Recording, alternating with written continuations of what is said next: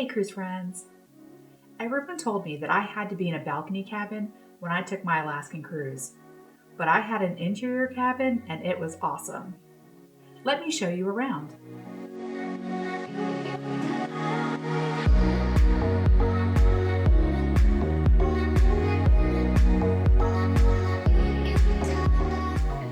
When I first entered the cabin, what I saw was off to the left-hand side was my dressing area and bathroom. There was a small hallway, and then I went into the main part of the cabin. I had my cabin configured as a queen bed, but you can also have it configured where they separate the beds into two twin beds and then put the nightstands in the middle. The nightstands do provide extra storage, and there is a drawer and then there's a little cubby for extra storage there. One of the things that really surprised me about the cabin was how comfortable the bed was. And in a lot of the cruises that I've been on, and even in hotels that I've stayed in, I don't always find the beds to be all that comfortable, but this one was great. The bed itself was very comfortable. It did have a mattress topper, which covered the two twin size mattresses since they were pushed together and kept me from falling into the middle. And also, the bedding was really cozy. The comforter itself was a nice thick duvet, and I did enjoy snuggling under that, especially on some of those cooler Alaskan days. With an interior cabin, though, one of the things that I noticed was that there just really wasn't a lot of seating space. It is a very compact cabin, and so other than the bed, the only other seating you have is the desk chair. So that's just something to keep in mind if you are planning to have multiple people in the room. I was traveling solo, so it was fine for me. I could either just sit in bed and watch TV or read or whatever, or I could sit at the desk and have just that desk chair. But if you are having more people in the cabin, or if you are traveling with friends and you want to have them come meet you in the cabin, just keep in mind there's not a lot of extra space for extra people to be seated. Now, one thing I found was that there was lots of storage in the room. The space under the bed was perfect for me to store my two suitcases and my backpack, so they were out of the way. And then the nightstands each had a cubby and a drawer available, so there was extra space there. And then the desk area had some shelving on the side. They were fairly narrow shelves, but great to store. Like I put my little drink mixes and things like that on those shelves. And then there was a cabinet that had a door you could open, and I stored my camera gear in there, my laptop, any electronics I had. I just put them in there so that they were out of the way when I wasn't in the room. And then next to the desk, there was another cabinet that had the mini fridge in it, and then a space above the mini fridge where there was glassware. In my case, my room was set up with a little mini bar, so some of the little mini bar bottles were there. And then above that, there's another shelf, and then that's where the TV is. So there were a couple of other places you could store things. Now, in terms of the dressing room has a very long hanging bar. So if you have lots of hanging stuff, you're going to be set. It did come with quite a few hangers, so I didn't have to pack any hangers. And you can always request additional hangers from your cabin attendant if you need more than what comes with the cabin.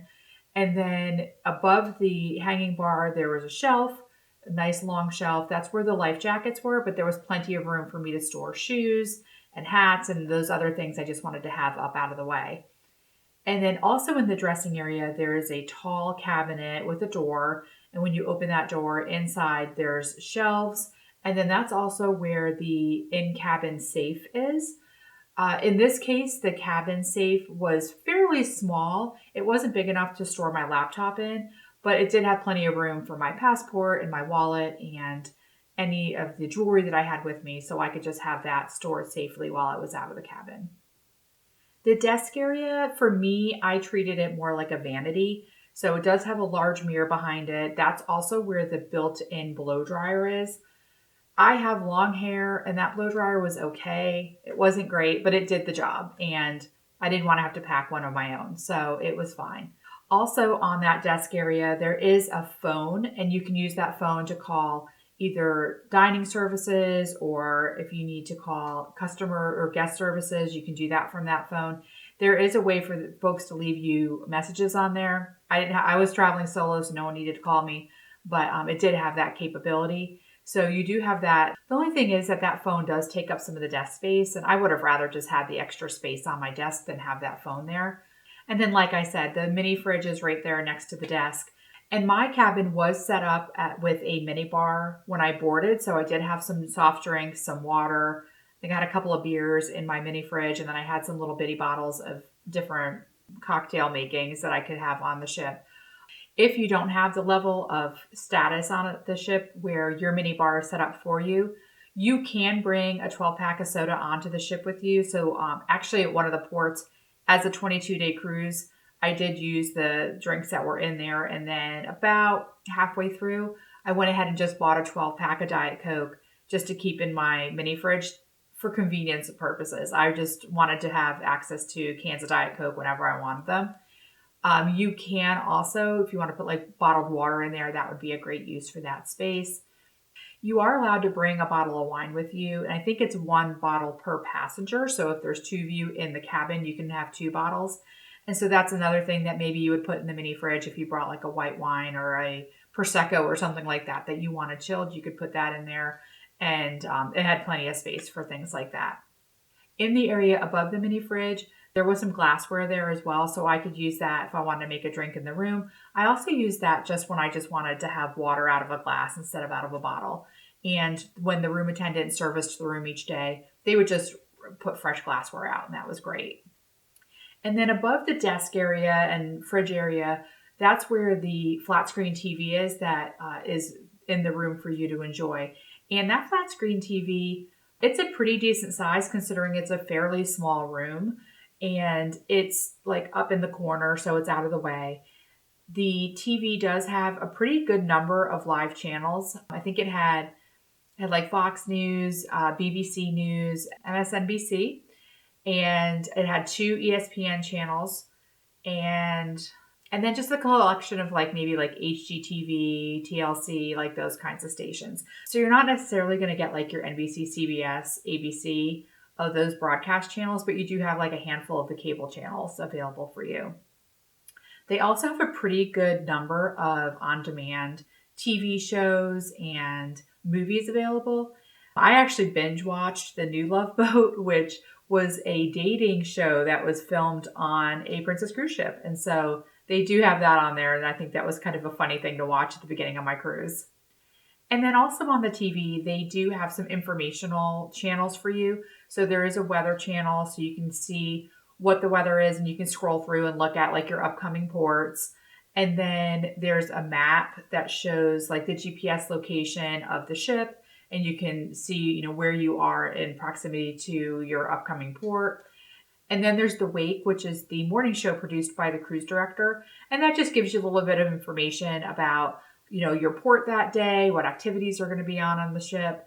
The only thing I would say about that is sometimes the information wasn't accurate. So there was at least one time where they told us the wrong times that we were going to be at port. If it doesn't sound right, just verify the information either in your newsletter that you get each day or, as you're leaving the ship, there's going to have panels that show you the times that you need to be back on the ship. Overall, though, it was a fun little morning show to watch and just kind of get to know the crew that was on the ship.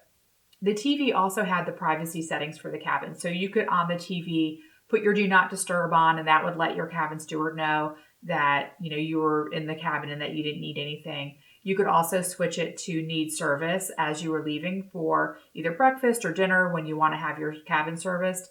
And that would just, on the panel outside the cabin, let them know that you were ready for service in your cabin. Now, the bathroom on the interior cabin was cozy. It was a little tight, but it was very well laid out, and it was easy to use. Even though I was on a 22-day cruise, I never felt like I ran out of room in the bathroom. The sink area does have a pretty good amount of counter space, so you won't have any problem getting ready for the day. And they do have like a couple of hand towels and stuff available there. There is hand soap and lotion. They use the Beekman 1802 product line, so that was available right there at the sink area. And then in the shower area, they had both body wash and then a shampoo and conditioner combo. I opted to not bring any extra products with me, so I just used what was in the cabin. And it was fine. I didn't feel like my hair was destroyed or anything at the end of the trip. If you are more particular about your products, you can, of course, bring your own and just keep those in the cabin with you. So, over the sink area, there is on the left hand side or the right hand side of the sink area, there are some shelves that are available. So, you could, if you had your own hair products and stuff, you could put them on those shelves. They're very handy to have access to. Actually, I kept like my toothpaste and my toothbrush and stuff up on those shelves. I did also bring a small space air freshener with me. They're just like the little ones that are meant for bathrooms and things. They don't need any power or anything. And I just brought one of those and I just put it on one of those shelves just to keep the bathroom a little extra fresh, especially if you are traveling with a companion. You might want to consider something like that or poopery just to keep the bathroom fresh since it is such a confined space. Under the sink area, there is another shelf of storage. That's also where the wastebasket is. And then you could store like your makeup bag or your grooming kit or whatever in that shelf space and have that easily accessible in the bathroom as well. And then there's like a towel bar over the toilet area.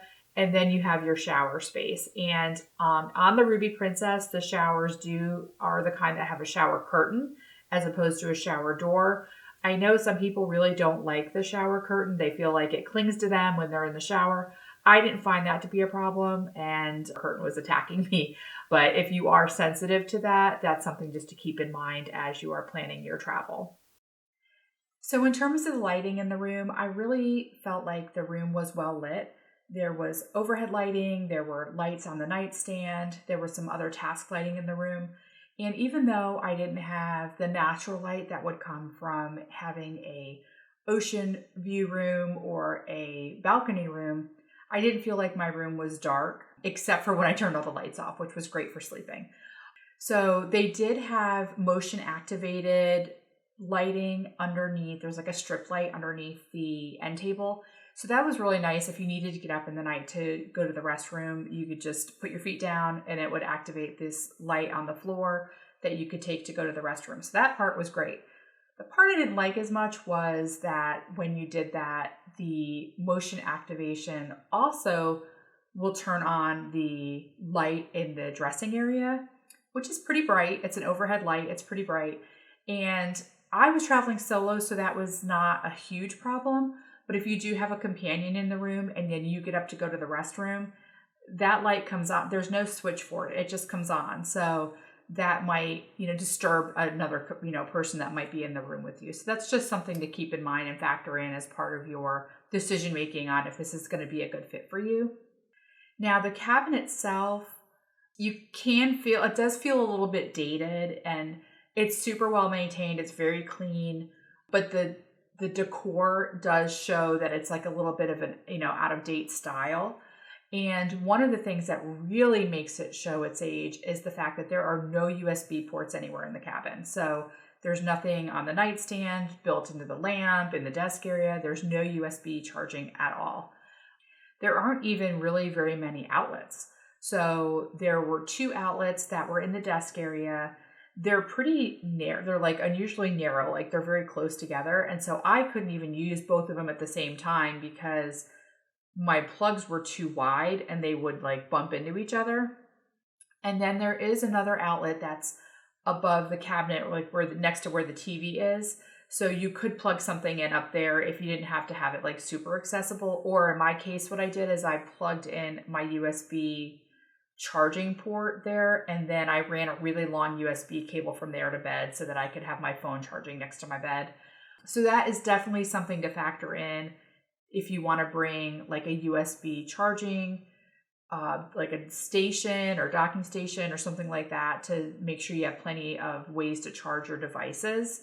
Definitely factor that in. And then just keep in mind, you definitely can't bring anything that has like surge protection built into it. So like extension cords or, anything like that.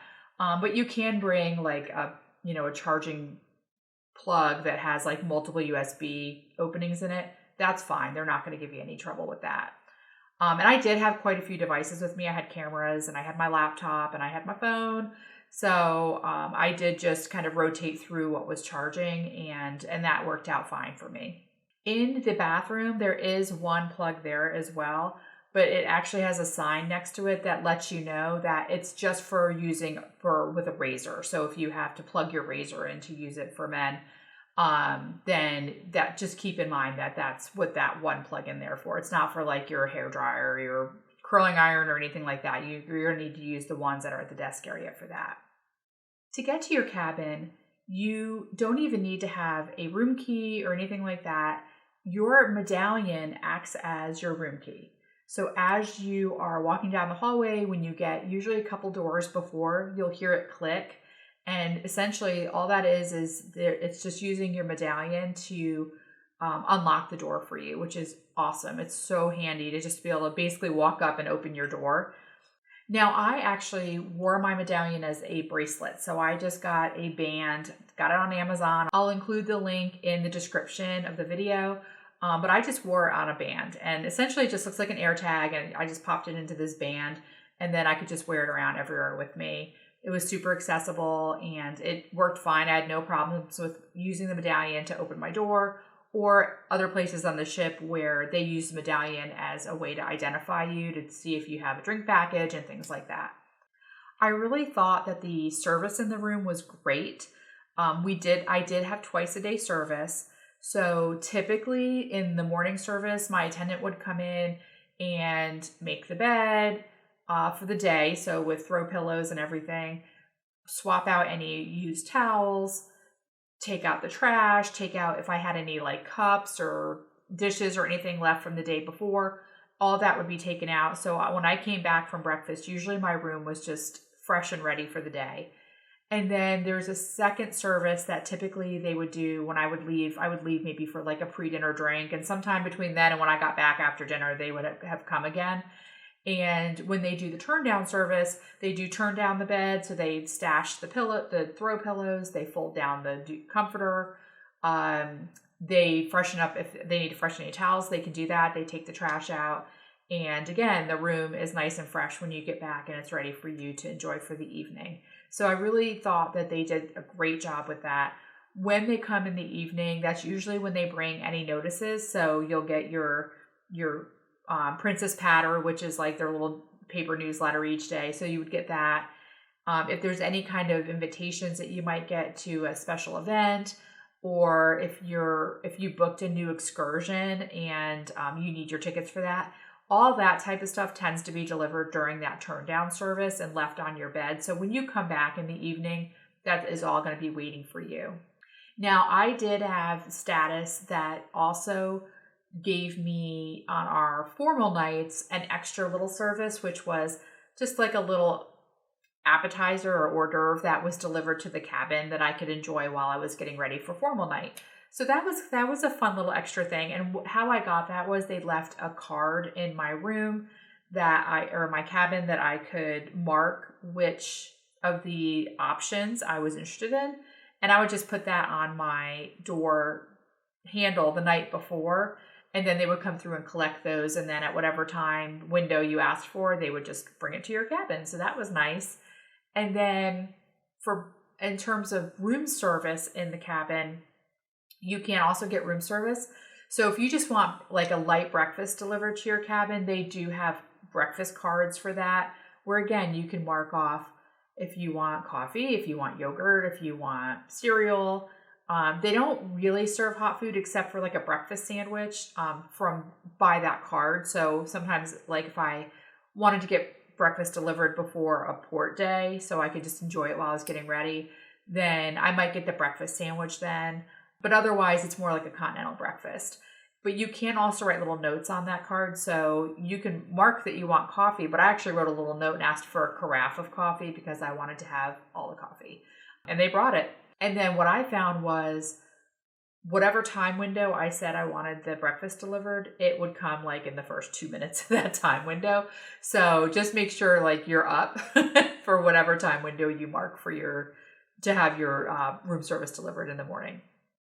You can also order regular room service, like if you wanted to order, dinner or lunch or something, snacks, you can order that through the app and then have it delivered to your room as well.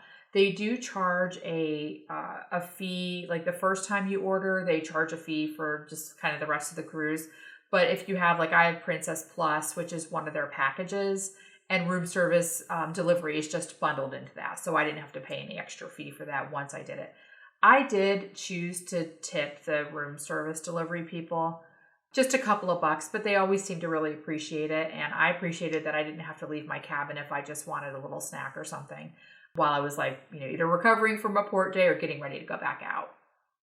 I did find that the cabin was fairly quiet. I was kind of central in the ship. So I was on the 12th floor. So there were only cabins above and below me. There weren't any, restaurants or the pool or anything like that. Nothing like that. So it was pretty quiet. Occasionally I could hear, like, there were some kids that would run down the hallway. You hear them stomping down the hallway, but that's going to happen regardless of what cabin you're in. And occasionally I could hear somebody talking in their cabin, like, in one of the cabins near me, but it was never excessive, and people were always quiet at reasonable times. So there wasn't any, like, parties at midnight or anything like that. It just wasn't that kind of cruise. So I didn't have to worry about that, but I did find that the cabin was, fairly quiet. We did have 2 alarms that went off in the middle of the night on our cruises. So, we had a 22-day cruise, so there was a lot of time for weird things to happen. And I think it was in the first week, we had one that went off at like 1:30 in the morning. And it's an announcement that goes ship-wide. So it is in your cabin. And in that case, there was some alarm that had gone off in the area where the incinerator was. And so they had the alarm notifying the crew and calling whatever safety crew had to go take care of that. And then a little while later, they did a second announcement letting us know that it was handled and we didn't have to worry about it. There is no concern. The matter is fully investigated and there is no concern at this time for anyone. We apologize for the inconvenience created, but thank you. We had a similar situation maybe in the second week where, again, at like 2:30 in the morning, a alert announcement came on. And in that case, it wasn't obvious what it was. It was something on the 16th floor, but I couldn't tell what type of alert it was. And then they came back on and let us know that all was well and we could all go back to sleep. But I've never had that happen on any other cruise I've been on. So that was a first and a second for me. We actually also had a medevac helicopter come in and take 2 passengers that were ill off the ship. So that was something I've also not experienced. So it was a lot of interesting things that I've never had happen before. And it seemed like for most of the people I talked to that it was pretty unusual for those things to happen. It just happened that because we were on a longer cruise, I think we had more exposure to those things. Overall, though, I found that the interior cabin was quiet and restful. Because it was an interior cabin, it was super dark when I did turn the lights off. So I would take a nap and wake up and wonder if it was still the same day. I had no problem napping. I really got the best sleep in that cabin at night too. So the cruise that I went on was the summer solstice cruise. And, if you think about Alaska and the summer solstice, those are very long days. And even though we were more like along the southern part of Alaska, we still had at 10 p.m. it would still be light outside. And at like 4 a.m. it would be light outside. So I am very light sensitive when I have a hard time sleeping if there's light in the room. And so for me, it turned out to be ideal to have this interior cabin. It was dark and quiet and cold because I set it to be cold. And I could snuggle under that nice duvet on that comfy bed. And so I did get some great sleep on the cruise. Probably the best sleep I've had on any cruise that I've been on, honestly. And also, I think just being out in the fresh air so much during the day means that I think you sleep a little bit better too. Now, because I had an interior cabin, that really forced me to go out to the upper decks when I wanted to see, Glacier Bay or our scenic cruising days. But I think that was actually a benefit because I think when you stay in your little balcony area, you don't get the same expansive view that you get if you go on the upper decks. And so being able to go up and get that 360 view where I can see that we are completely surrounded by mountains, or being able to see just like a bigger view of the area that we were in, and being able to move and see, if the ship rotates when you're in Glacier Bay. So if you're staying in your cabin, you can see it as it's rotating by. So they give everybody a chance to see it. But if you go to the upper decks, you can like see it this view, and then when they rotate, you move to the other side and you see it again. So I think for me, it felt like it was more of a benefit, that it really forced me to go out and then also to be more social too. So I think the cabin also works well for 2 people. I know theoretically you can put more people in those rooms. They have like some of the rooms have the fold down beds, so you could fit like 4 adults in there. Honestly, that would be tight. You got to really all like each other, because you're going to be real cozy in that space. I think for 1 or 2 people, it's ideal. And that's probably what I would suggest. And then, but if you do have a family, or you have young children that you want to keep in your cabin with you, then I think that would be okay. But just keep in mind that your bed is going to be your home. Like, you're not going to have like a sofa or an armchair or anything like that you can use during your travel. And so with that, I would say, don't be afraid of having an interior cabin on an Alaskan cruise. Somebody has to be in them. I did get a great deal on the interior cabin. I did book fairly last minute, and so having just the great pricing really kind of helped me choose. I could have done a shorter cruise for the same price and had a balcony, but I loved having that long cruise and being able to see all those ports. And so for me, that was worth it. That was kind of the balance that I struck with myself, was just to spend the same amount on a longer cruise, but then, not have necessarily as big a room or cabin as I would on another option. If you found this video useful, don't forget to hit that like button, and you can subscribe to my content if you want to see more of my future cruise videos. Thank you.